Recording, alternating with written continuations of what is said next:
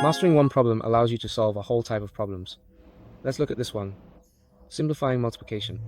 Alright, over 95% of students can only do the calculation directly. You can't simplify it. Why is that? Because at school or at the learning center, you haven't learned enough key concepts, so you don't have what it takes to simplify this problem. So what about before this? Teacher Taiyang has taught some key points about simplifying calculations. For example, 2 times 5 equals 10, then 4 times 25 equals 100, and 8 times 125 equals 1000.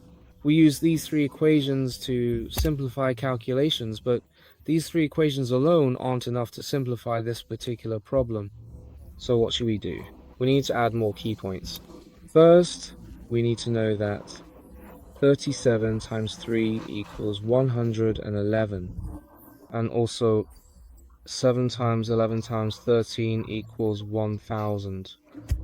And 1, this is a particularly special multiplication. With these key points, we can solve this problem.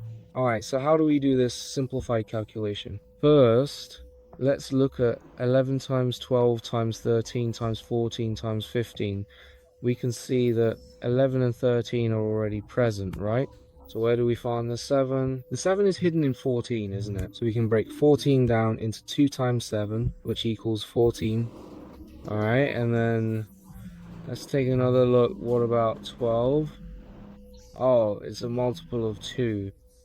And what about 15? It's a multiple of 5. So we can use this simplified calculation method. So let's carefully rearrange the order. That's 11 times 13, then times 2, and then times 7. That's 14th and multiplied by 12 here.